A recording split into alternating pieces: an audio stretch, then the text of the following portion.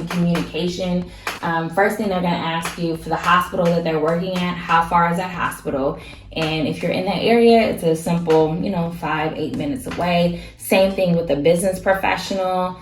The one thing that I'll say in comparison to travel nurses and business professionals, I've had whole 6-man construction teams stay for like bigger units, and travel nurses, my peers, they've had a whole band of travel nurses coming in and out, but typically I'll see just one travel nurse. So for a 1-bedroom, 1-bath, that'd be great, or even a 2-bedroom, 2-bath.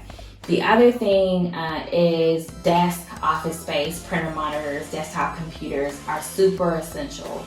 So again, you're also kind of being directly competed or opposed to a hotel. So typically a hotel is not, they're gonna have a business center, but who wants to go all the way down to the first floor when you're on the 7 to print out or look at, whatever you wanna do. So if you have that already set up in the unit, again, it's an easier decision on why, this unit versus someone else.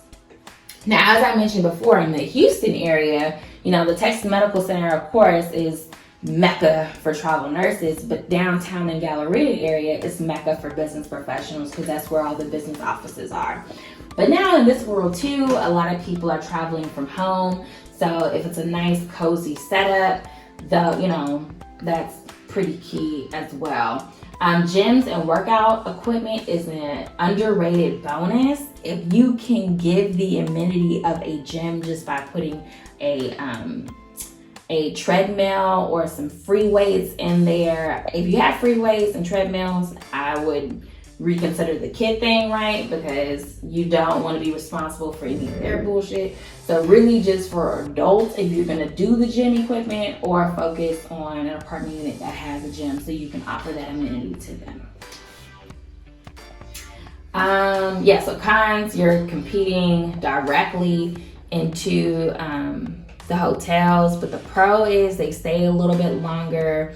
And they're quiet and they're here for a reason. I love people who are here for a mission and it's not a fun trip, because fun trips get out of hand all the time. So once you put liquor in the mix, that's when, the weekend just starts to go down for you, because they might have too much fun. There's throw up every place, or they had a pizza party and no one decided to throw out their trash, so your cleaner is upset because instead of this being an hour turnover, this becomes 3 hours.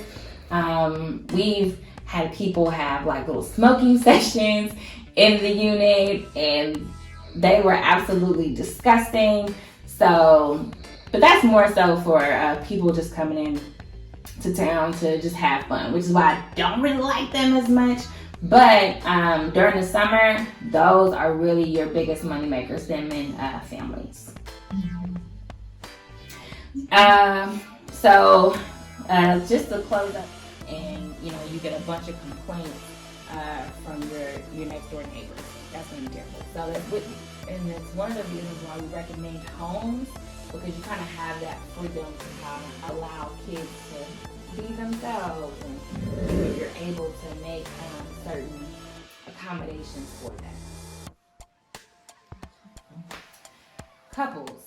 So couples are nice, and I love couples for a 1-bedroom, 1-bath because they don't really need a lot of space. I love them because they really don't ask for much, right? Like it's more about their experience with each other than asking you 1,000 questions. What's your Wi-Fi? Do you have a TV in your room? Do you have, satin sheets or whatever? You'll start to get crazy requests. It's ridiculous.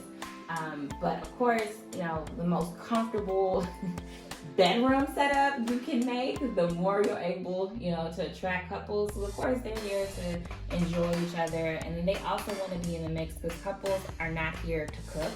They're here to have a good time. So if you have anything that's 10 minutes or less that they can drive to or Uber to, they're probably going to choose most likely your unit because it just kind of fits, what they want to do. And I'm sure as you guys have experienced, have you guys, do you guys use Airbnb? Yeah. Okay, great. We always use Airbnb. yeah, so, think about what you guys look for when y'all are, just traveling by yourselves, and all those, different things that we don't appreciate that we ask, other Airbnb hosts. Just flip the script. They're going to be asking you the same thing. So, they love, garden, style tubs and jacuzzis, because again, they're here to enjoy each other. So just make sure you have all those amenities in there. So again, pros is they're very comfortable.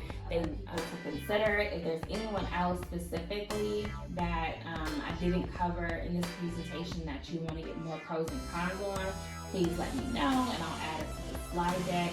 But girls' nights are pretty seasonal. They love multiple bathrooms and multiple mirrors. So as you can imagine, you don't want 6 girls in one bathroom. You want them to spread that magic out in the unit. Pet owners, they're also, I'm a dog person, but I didn't appreciate how many people travel with pets. And they are already kind of trained through Airbnb to know that this will be an additional cost. So as we were mentioning, with families, with the strollers, if you want your pet to come, this is an additional $50, especially pets that shed. Cleaners hate pets that shed, just to get all the hair out of the carpet or out of the couch and turn this over, this unit over in 3 hours for your next guest is going to be helpful for them. So that's another way you can kind of slide them extra money for their worries. But also accommodate for the fact that if you have a unit that has carpet and you're allowing pets have accidents like everybody else. That's going to be kind of a hassle to get out. So if you are going to go over pet owners, I always recommend no carpet.